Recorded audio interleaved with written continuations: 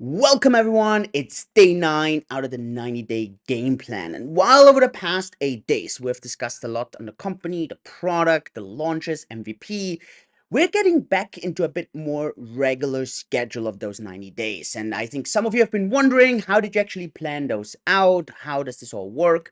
In general, I have a rough idea how the days kind of look like. What are we going to talk about when? But obviously, I want to be as transparent and as ad hoc as possible. So there are still a few puzzle pieces that I can shift around depending on the results, depending on the updates, depending on if there are certain instances or decisions that are really worth talking about individually. But in general, I have a rough idea. And every week, I also want to bring in more of an individual productivity topic because I think this is insanely important. It doesn't matter if you are the CEO of the company like myself or if you're working in a company. At the end, it all comes down obviously to the team, but in the team to each individual player, in this case, individual team member. And productivity is absolutely essential. And one of the key questions I actually get from a lot of people is, how do I actually walk through my to-do list? How does this work?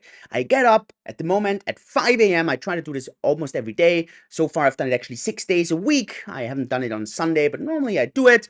And then it takes me about 15 minutes to kind of get ready, quick shower, maybe get a quick coffee. Actually, I don't have coffee right away. I would love to, but I'm actually a bit too lazy. So what I normally do is I just get some water, put some mineral tablets in and drink those. And then about 5:15 or something, I'm in front of my desk and I kind of get going. And so the question always is, how do you get started? What do you do right here and right there? And look, I know all those things where it's about, hey, you should journal at the beginning and then you should read something, do some sports. And I get all this.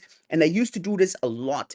But now when you run a company and I have over 100 employees, and then obviously there's fires burning here, fires burning there, it's a lot on my mind that I want to do.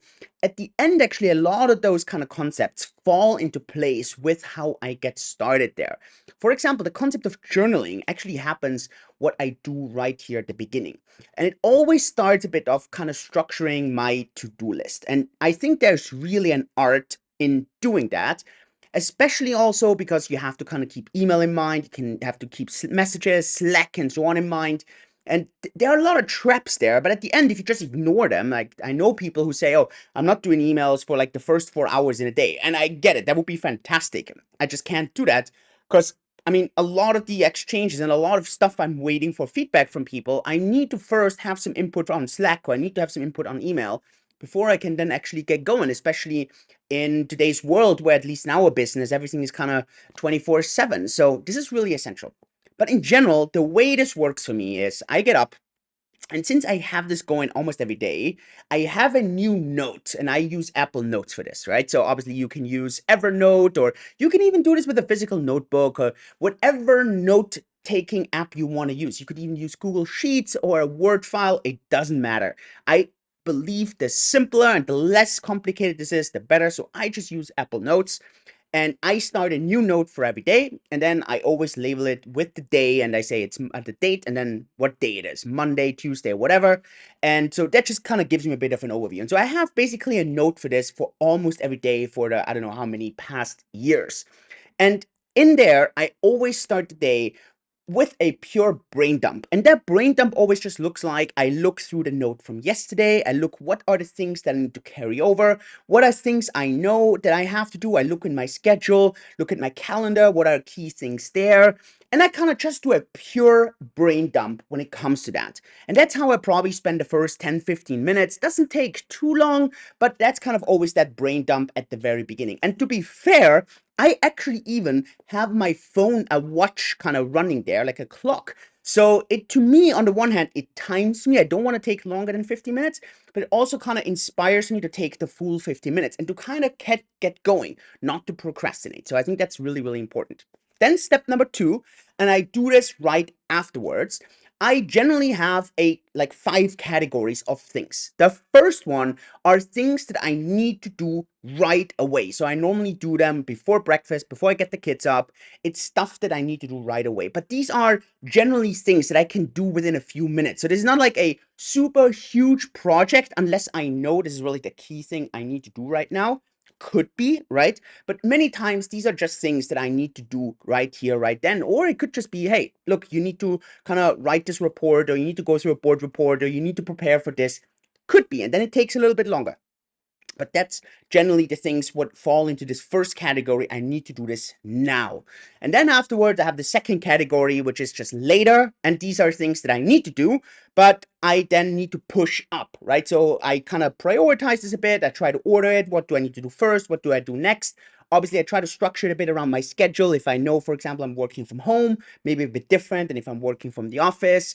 So I kind of list this a bit. And look, there are easily like 30, 40 little to-do tasks that may be happening there that I kind of list up there. And I put a time to it that I guesstimate how long these things take. So I kind of have a bit of an idea. And I try to be as specific and straightforward as possible, where I just make it a very clear kind of to-do thing. And I almost do it as if I would have to delegate all of this to my assistant, even though not everything is something that she could be doing. So it's kind of like I try to do it because it makes it way easier for me myself as well. Then I have a whole list, and that's a long list, which is basically like a list that just is like just to remember, just to know. I have a list where I just put things in, and normally this is the longest list. I carry this over. At some point I get tired of it and I just delete it all out. This could be things where I need to read on something, or I just need to remember something. It's like a list that doesn't really have any kind of to do thing. It's just something I want to keep there. Then I have a list of a follow-up thing, which is more on, hey, I just want to remind myself I need to follow up on certain things. For example, during the day, when I do meetings, I always write down when I have to follow up with something and on what I have to follow up on. And so I kind of keep this there as well. And then I have number 5, and this is the so-called no list. I think it's so important. I rarely hear people talk about this, but I think it's absolutely essential. These are things that may pop in today, but I definitely say no to this because it's not the right time. It's a time waster. I felt yesterday that doesn't work out. And so this could be, for example, not to talk to someone or not to check on something and so on, right? So it's a very clear indication that this is something I don't want to do.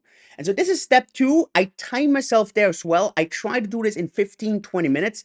Depends a bit on how crazy it is, but because a lot of these things get carried over, a lot of it are like a repeat, right? Where I know I need to do a certain update or I need to check on something. These are just things that are very straightforward. And then normally I have from the day before, I can just fill it in. So, maybe the first time it takes a bit longer, but because it's a very much a routine, it gets very straightforward and very fast. And then step 3, and this is something I understand that's, well, quite controversial, but very early in my day here. I go through my inbox, I go through Slack, I go through various messenger apps, and I fill those things as well. I have on my email inbox, I have the exact same inbox structure as in my to-do list. And I open my inbox. I don't know, when I open my inbox in the morning, easily I have 100 emails in there. But to be fair, it's just like everyone else. Out of the 100, probably 80 are delete right away, right? And literally I do this. I delete so many messages, right? And I delete requests, I delete obviously spam, newsletter, and so on. So like easily 80 messages, tuck, tuck, tuck, tuck, tuck, tuck, tuck. And I'm quite liberal on deleting. So it could be that for those 80 messages, I maybe need 2-3 minutes to delete all these messages. So then I'm about, let's say, with 20 emails left. Out of those 20 emails, sometimes about half of them I could either delegate, or they are for later, or they're just for an information, right? So just for info, so they go into this inbox that kind of carries over. I have one that's just maybe a follow-up reminder, and yeah, and then maybe there's out of 20 messages, there's maybe 4 or 5 that I could reply right here, right then. For example, it's a straightforward yes, a straightforward no, or a straightforward acknowledge, and if these messages are really quick, quite rapid, I try to reply them right here, right then. This is something that I got taught in a productivity kind of, I mean, I don't know if this was a class or something. It was just like a lot of people talking productivity. If you have these things that are really quick and you can do them right away, get them out of the way. And then maybe there's like 2 or 3 emails that need to go into the now folder that I really need to do here and then in the morning. And they kind of fall into the same kind of category. I have the same on Slack and then on WhatsApp. and I just walk this through. And at the end, I always work with reminders. I work with alarms. I work with a timer on the clock, on the watch, on the phone, so that I don't over kind of do it, but I kind of get my structure in here. And normally this takes me, let's say, another 15, 20 minutes. So in general, by 6-ish, I'm kind of done with that. And then comes the actual execution. And on the actual execution, right, and that's where discipline really falls in. Because obviously, if you open your emails or you open a message app or something, I mean, you may get stuck on a lot of BS. So that's always a dangerous part. So here you just need to have discipline. And that's why I work with a timer, because to me, that's kind of like, oh crap, I have like 50 minutes left for this task, right? And so it's like almost like when you do an exam, right? So when I always feel this kind of makes a lot of sense, at least for me. I love working under time pressure. I work really well with this. If I have no time limit or no deadline, I don't know. I generally, I'm a procrastinator, just like anyone else, right? So I kind of need to trick myself with this. And then normally I have from, let's say, from 6-ish all the way until like 6:50, 6:55.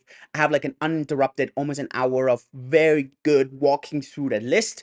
I get the now emails out of the way, get my now to-do list out of the way, and the messages and so on. And then I need to see, okay, what are the other things that I need to maybe push up now? And what does the rest of my day look like? Because normally after lunch, I do another session of those. The session here is way shorter, way faster.